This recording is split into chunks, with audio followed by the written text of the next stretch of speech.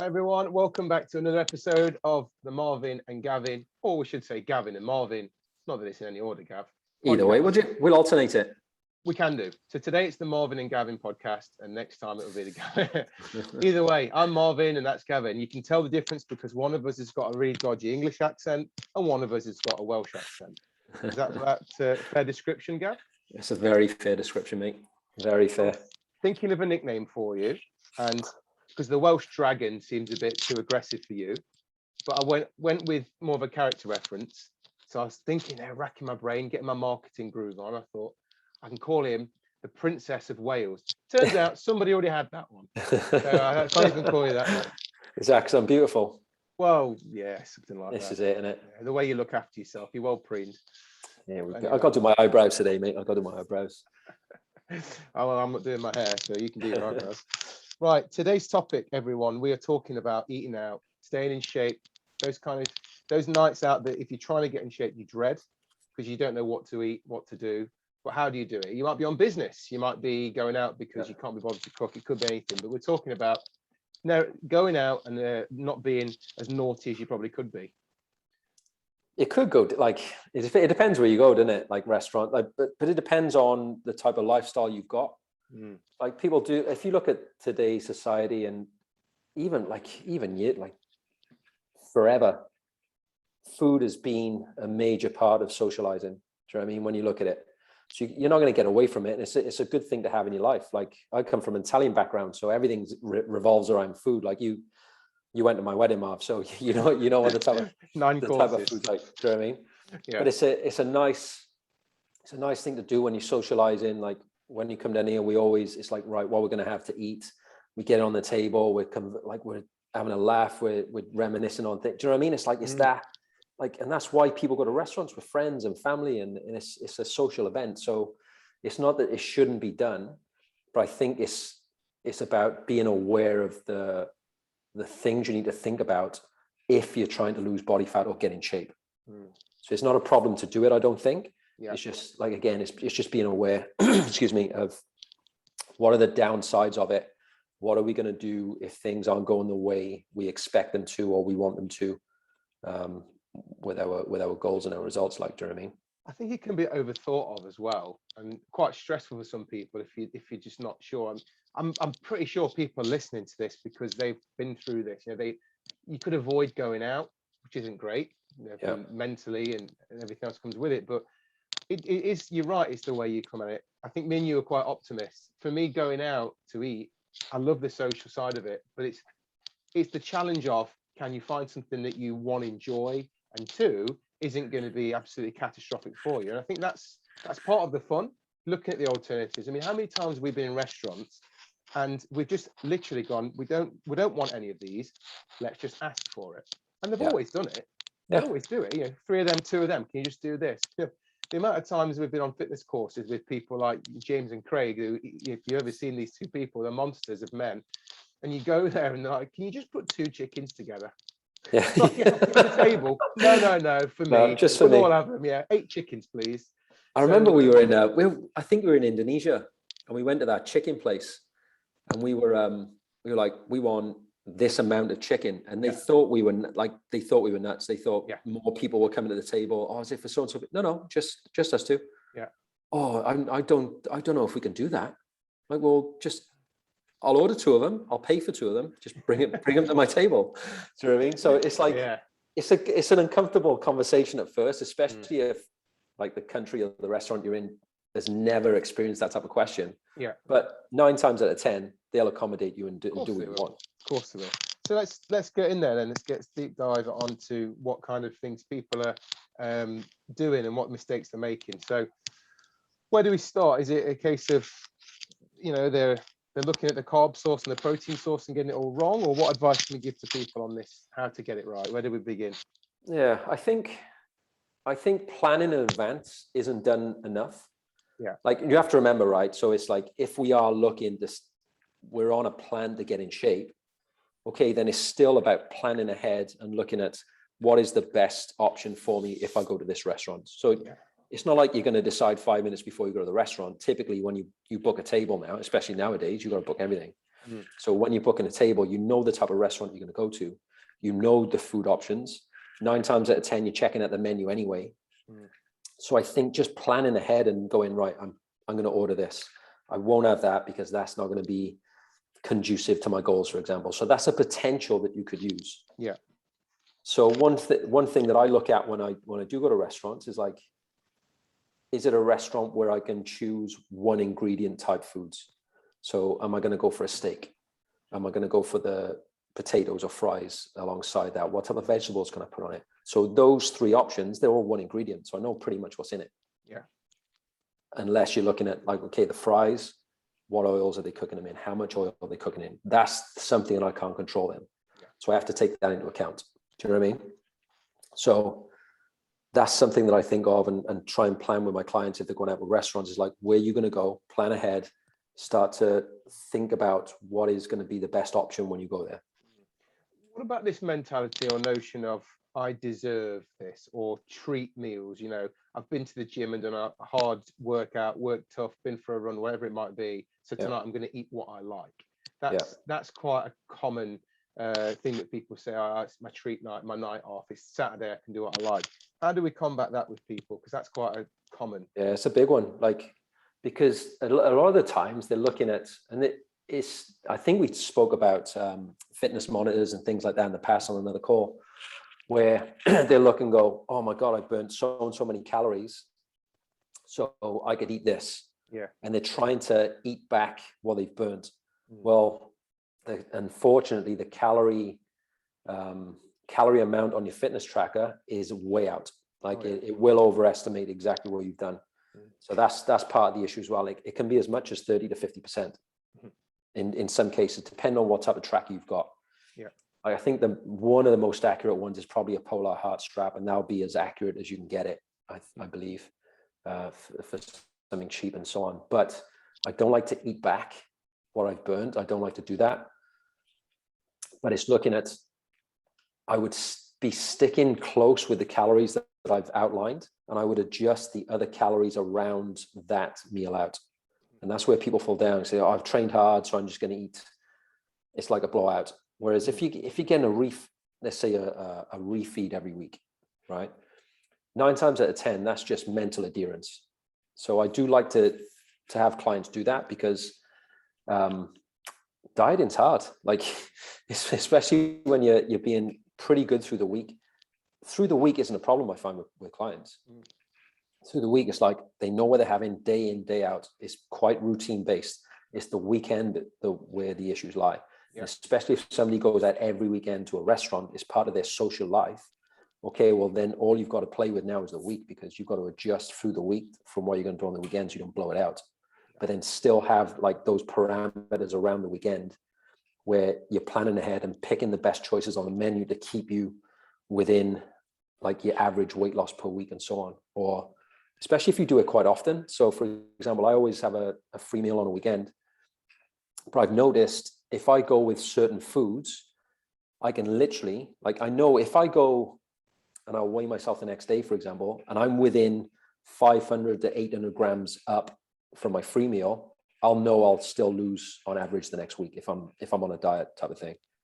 But if I just go, don't even think about it, and I just eat what I want, I can literally put on 3 kilos overnight. Yeah. Not a problem. Yeah. Obviously, that's a lot of food in the digestive system. That's salt and sodium, that's carbohydrates. So that's a lot of water retention and water weight going in. But that's 3 kilos overnight. So if you look at somebody that does that and isn't aware of those things and isn't aware of planning ahead and looking at those foods and thinking about what their average weight is over time, that's like a head spinner, because they've gone, oh, I've done really well through the week and I've put on 3 kilos. Make sense? Now it's like, oh, it's not working. So they just eat what they want anyway for the next week. So it's having those things, that structure in place, and looking at it from a data point of view and understanding it's not a big deal if you know what you're doing, and it's being consistent with things. Some of the things you said there, and mentioning things about like grams and weight, and we have spoke about this before on a nutrition episode. I think it's episode number 8. We spoke about people being aware of quantities and aware of weights, and I think that's we've definitely highlighted that in the past, that people should go through this process of looking at quantities and sizes, because you're not doing it to be OCD, you're not doing it to be a bodybuilder, you're doing it because you need to be aware of food education. It's very basic. It's why they do it at school, it's why they do it with children. You get them to weigh things and look at quantities, and everyone knows that science lesson when they put sugar in a cup and oil in a cup, and you look at it and say, that's how much is in your jelly babies, and it's like a scare tactic. But for me, it's a realization as well that you're probably overeating and consuming on things you shouldn't do. So if we just, for the people listening to this that don't know that yet, and that's your takeaway for today. It's not a physical food takeaway. Your takeaway is go and weigh your food and have a look at what you're consuming. But the key message could be to understand more about sizes and weights.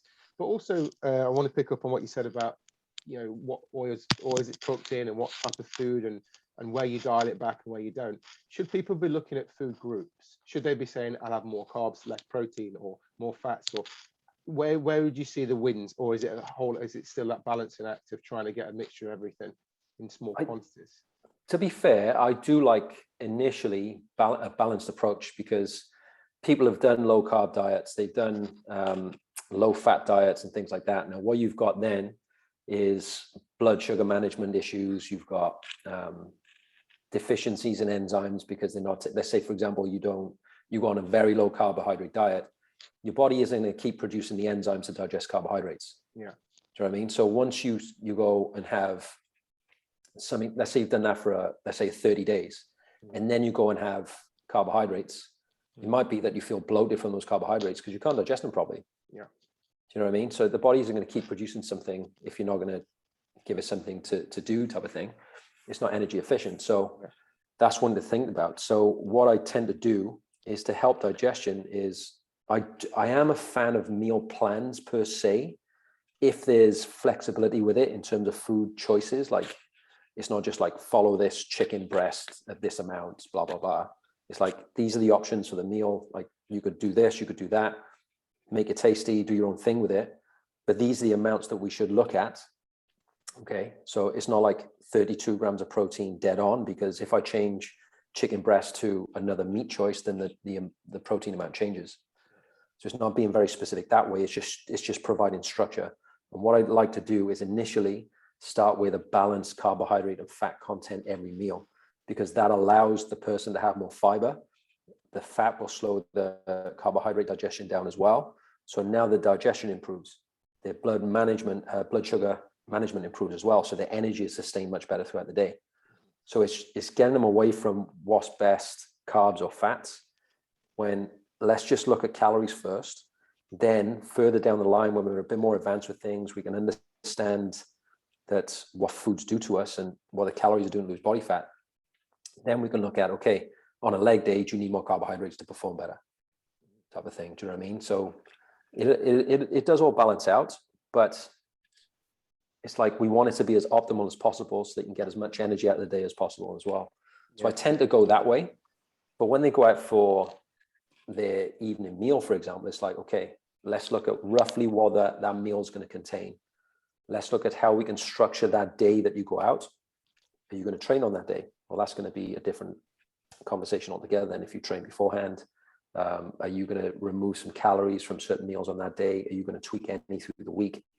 Well, now it's just go out and enjoy yourself. But obviously have some constraints around it. It's not like you're never going to see that food again. So it's not like you're going to annihilate the menu, because you can go there the week after if you wanted to and have it. So have some control around it, and you'll still enjoy yourself and still enjoy the event, type of thing, Definitely. I think some of as you're talking, I'm making a few notes. We could summarize it towards the end as well, so I like to wrap it all up the right way. One of the things you just did there, you do this anyway, Gav. I've known you for long enough to know that you do it naturally. But one of the things that people and listeners want from our information is implementation steps, because obviously if you can't do it, it's unachievable. Yeah. And one of the things you said there was, you gave 3 examples there. I'm going to repeat them again, which was to understand more about calories first. Then it was to move to how your body reacts. You mentioned bloating there, and we could probably pick up a little bit more on food reactivity in a second, but see what it's doing in terms of your calories and how you feel, your energy. And then the third one you talked about, your third stage to that was to look at different training methods, and you give the example, if it was leg day, would you need more calories for this day? And I think that that's what you don't get from some people's Instagram posts, for example, or some people's Facebook pages. And it's not to be moaning or derogatory towards them, because we know what they're doing. They're trying to educate people just like we are. But it's quite easy to look at somebody that's in fantastic shape and they post and they say, I have 400 extra calories on leg day and I do this. And then the next day, guess what? That person that's not even a member of a gym is starting to follow that strategy. Yeah. And I think that for us to be realistic with this, and for everyone that's listening, you've got to think about where you are on that journey, and you've got to think about what you can do and what you can manage, and be realistic with that. Yeah. You know, we eat off of emotion as well, which is one thing that we've not covered. You know, if you've had a bad day, if you've had poor sleep, you're more likely to go for something for that sugar fix. You're more likely to just go, oh, F it, I'm going all out today. You're more likely to do that. So let me just take you right back to 14 minutes ago when we started this, and we talked about planning ahead. I just want to reiterate that planning ahead can also be, if you know you're going out and it's Saturday night and it's Saturday morning and you know you're going out that night, starving yourself all day, doing something that's going to put you in a bad mood, or being in the wrong frame of mind for that event in the evening, could also derail what you're trying to achieve as well. Because we will eat off of emotion. So it could be that you look at that and you know, we look at, you know that your body reacts badly to a certain type of food. It doesn't matter where it is. I don't know, you're going for a curry. You know your body doesn't react well to the curry. So what are you doing in that day leading up to it to make sure that doesn't happen? What's happened? What have you done in the past to make sure it doesn't happen? You know, is it that you're going to bed too close to your meal time after? So when we talk about planning ahead, we're not talking about make sure your dress is out and your trousers are ironed, although that would be advantageous for you, the way you look and your appearance.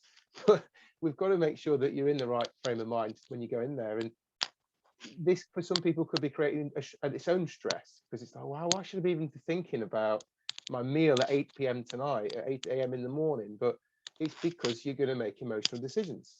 Yeah. So you've got to control the controllables, is a saying, isn't it? What you can do is make sure you have enough. Don't go into your meal absolutely starving, because all you'll do, if that's, if it was me and I'm starving and I'm in an Indian restaurant, I'm having a stack of poppadoms as big as a building, and I'm going to hammer it.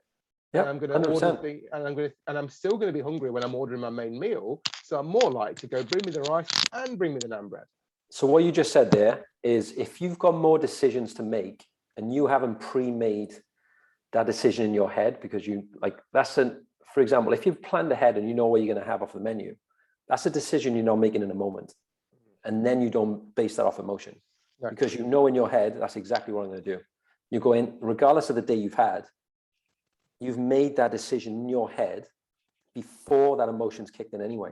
So you go to the restaurant and still order what you've basically pre-made in your head, that decision you've made. Just like, I think I discussed this on a group coaching call that we had with some clients in the coaching group, where I said, if you look at the most successful people in the world in terms of business, have a look at what they dress in day to day. They wear the same thing every day. Yeah. That's one decision they haven't got to make. Yeah. They just try and limit as many decision-making moments in the day so they can focus on the most important things. So if we bring this back to somebody that wants to lose some body fat, the most important thing for them at this time, it could be aesthetics, it could be health, whatever it is. If you want to lose body fat, you're going to have to make some decisions, and you're going to have to be consistent with it. Yeah. So it's just putting things in place and finding, what are the roadblocks for me right now? And for some people, the roadblocks is going out to restaurants every week or 3 to 4 times a week. Because just before we started the call, I was telling you about a study that I discussed again on the group coaching calls in my coaching group. It was a 2010 American Journal of Dietetics, and they assessed 29 different restaurants, and they also did like your pre-made packaged meals as well, so like your meal prep type stuff, right?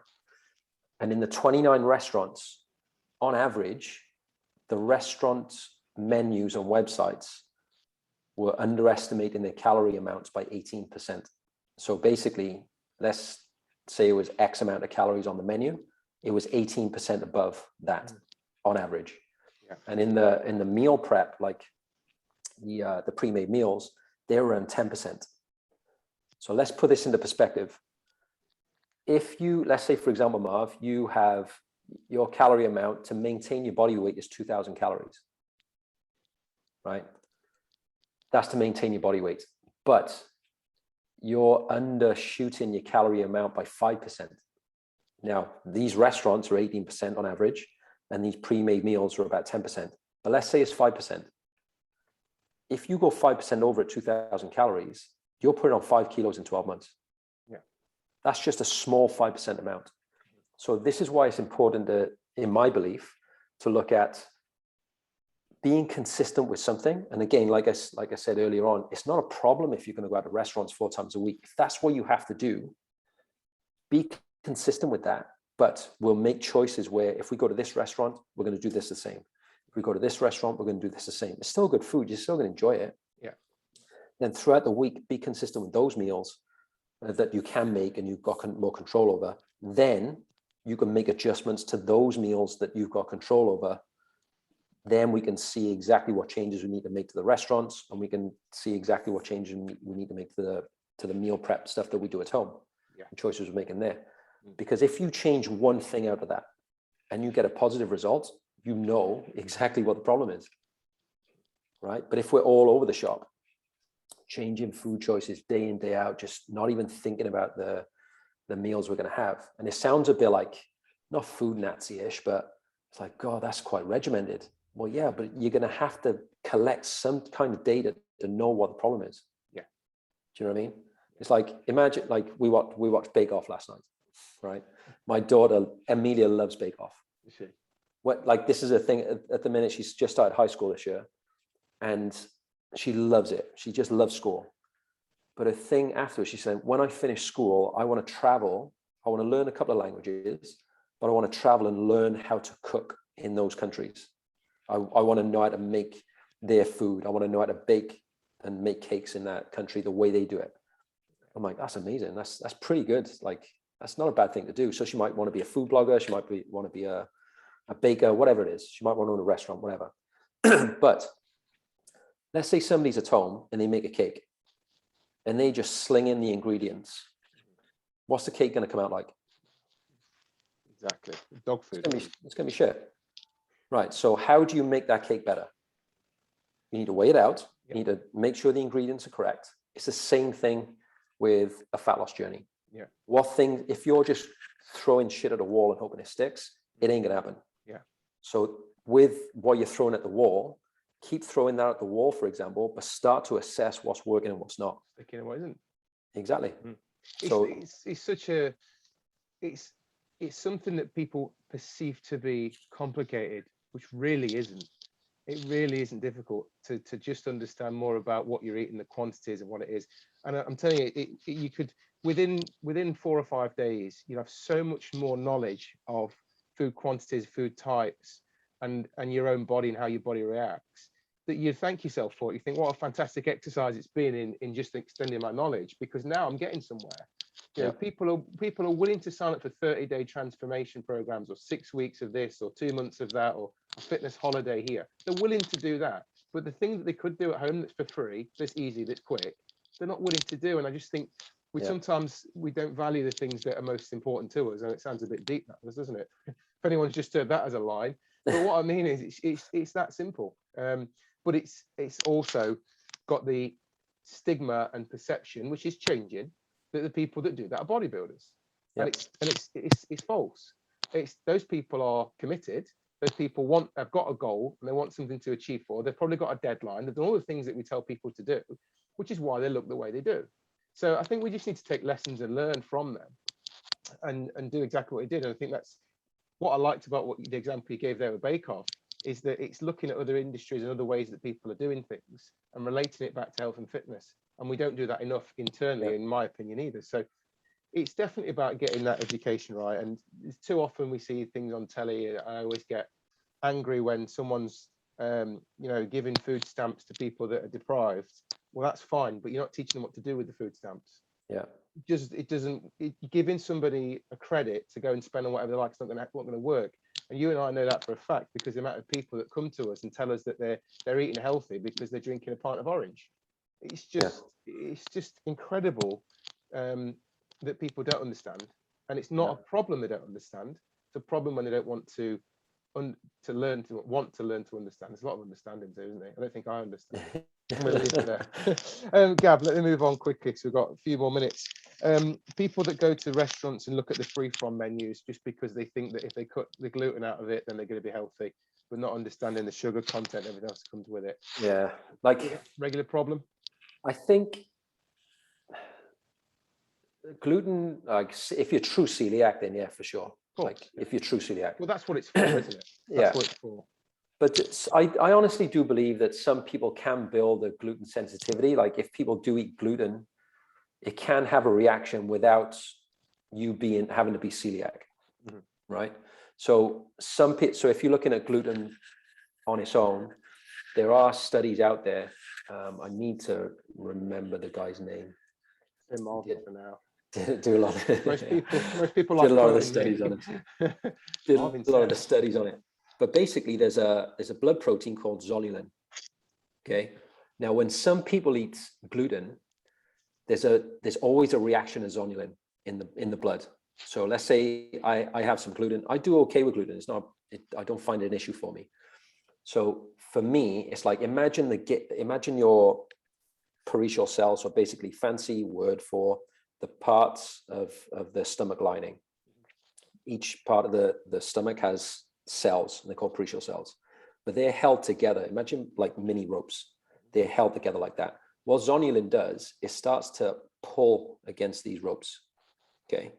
Some people have a very minimal amount of pull if they eat gluten. So that's what zonulin does.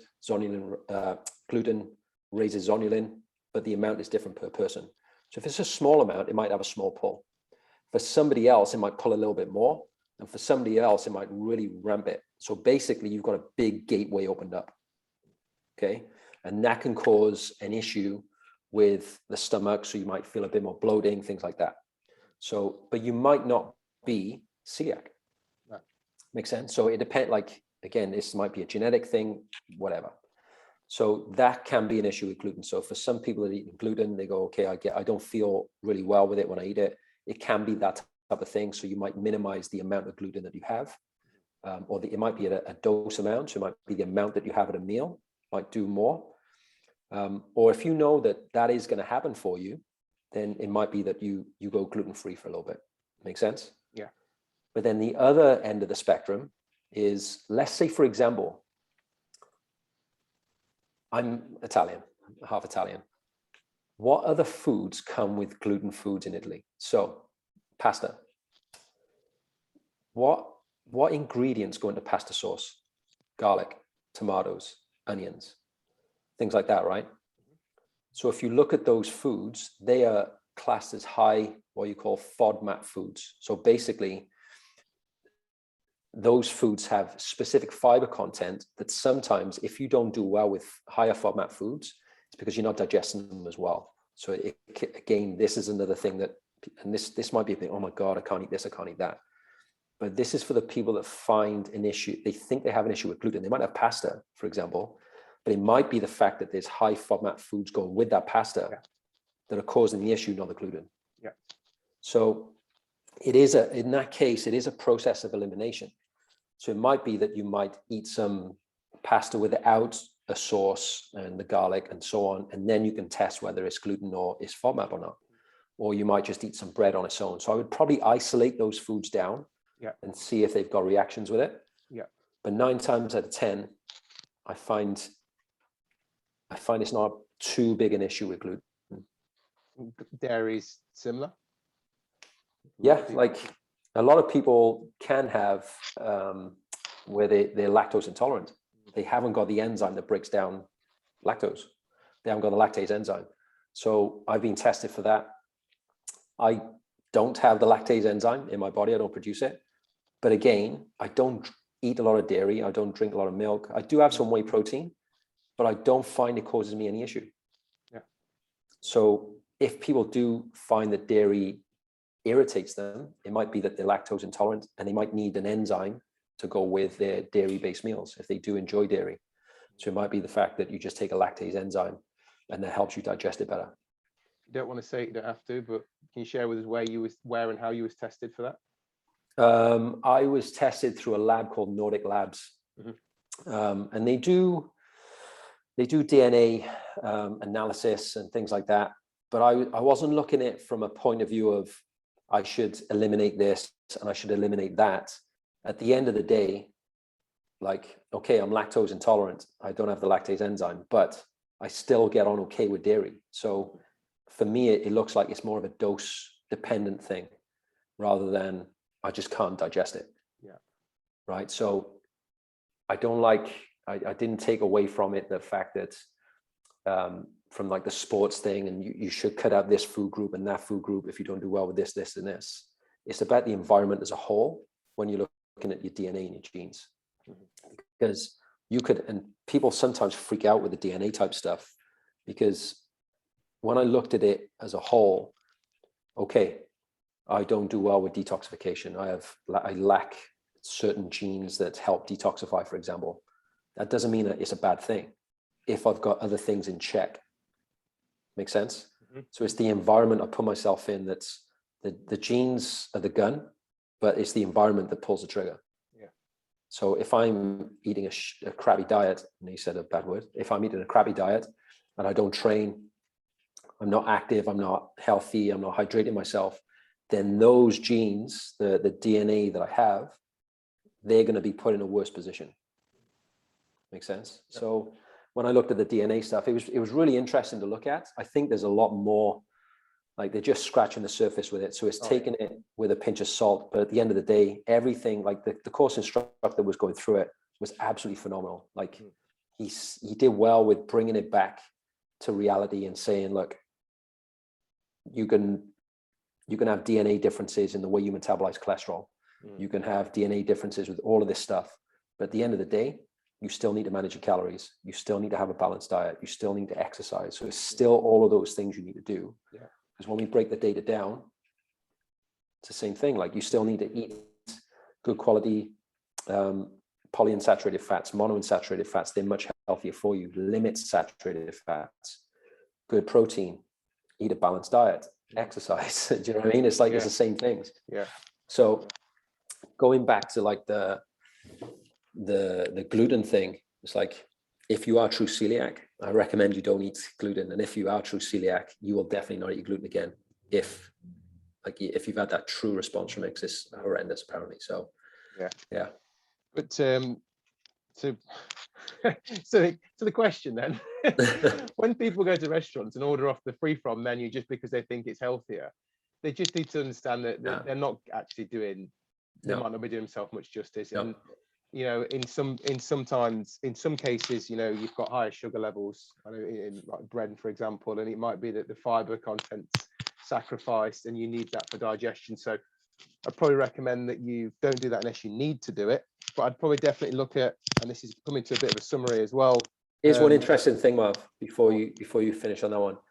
People that go gluten-free, and they think like I've got an intolerance to gluten and all that type of stuff. Do you know what other intolerance they build up when they go gluten-free? Listening skills. Yeah. Sorry. It's corn. They get intolerant to corn. Their body reacts to corn in a bad way because everything that's gluten-free is replaced with corn. Yeah. So now you just got another issue. You got another issue there. Yeah. So it might, like, again, if you're true celiac, you need to make some changes. Yeah. But you need to understand whether you're reacting to gluten or not. Exactly. Definitely. So, okay. Well, some great insight there, Gav. Thanks very much. I think we're going to put you forward for the Health Minister of Wales. Obviously, we've got fantastic ones in the UK, so we don't need you. So does everyone else. So just to summarize then what we talked about today, we're talking about eating out, making decisions, and we talked about planning ahead. Essentially, as a summary, the environment is what you're looking at, and the way you go, almost like going into a boxing ring. You want to prepare for it. Well, we shouldn't liken it to a boxing ring. You go for a nice meal with your friends, but the answer is that you should definitely be thinking in advance about where you're going, what you could be ordering. It might be some sensible swaps. You might be saying, well, I'm going to have that steak, but instead of having the fries that come with it, you might be having the vegetables or even salad with it as well. You never know. You've just got to make sure you've got that green on there. Because we did touch on, you know, just the balance of food as well, making sure you've got the right amounts. and also understanding the right amounts, because the calorific load to food is obviously different. And you've got to also bear in mind that restaurants cook a different way in different oils or sauces, which could also be reactive to you and your digestive system and the way your body reacts. So that's definitely something to think about. We mentioned using the week in advance as well, leading up to it, to make sure that we're not overeating and consuming, because we know that the weekend is in most people's case the time when they consume the most amount of calories. There's that spike when it gets to the weekend, and Strictly comes on, the wine comes out, and the chocolate follows, and everything else. So, and that's just my day. I watch it on repeat as well, 6 days a week. So we need to make sure you're thinking about that. And then lastly, the free from is not always just a go-to just because you think it's a healthy alternative. It's actually made for people with genuine disorders or the inability to dissolve and digest food. So there's a 3-stage implementation step that we're going to give you as some homework. Number 1 was understanding your calories, the load, the quantities, what it does. The second one was that almost that self-test of how do you react. You mentioned an example there of maybe it's the sauce on the pasta, not the pasta. Or if it's your case in Italy, it's when they get the pasta, put it on the bread, make the pizza, deep fry it, and then I burn my mouth on it after. That's for another episode. And then the third one is the training, understanding as well. When do you have these calories? And that's definitely a later stage in most people's case of making sure the calories are matching the demand of what they're doing. So once you've got the regularity of training and the intensity of training, that's when you would look at the next stage. You don't need to go straight to there on step 1. No, there's no point. I guess that's an advanced strategy, really. It is, and it's not for what we know is what our experience of personal training and coaching people is for the time we've done it, is that you can overload and you can put strategies in at the beginning which really are going to be too difficult for people to understand. And I think that when I see some, I don't want to say it's young because it's not about their age, but inexperienced personal trainers sometimes are advising strategies that you think, although it makes sense in a book, it doesn't make sense with real world stuff. Kids. Exactly. Okay. Episode 8, if you want to look back through our podcast, was about nutrition. If you want to understand more about myself and Gavin, it's episode number 1. But we've got definitely now a good stock of podcasts to go back and listen to or watch if you want to watch us. Our faces on YouTube. I'm not sure why you'd want to watch our faces, but some people like to.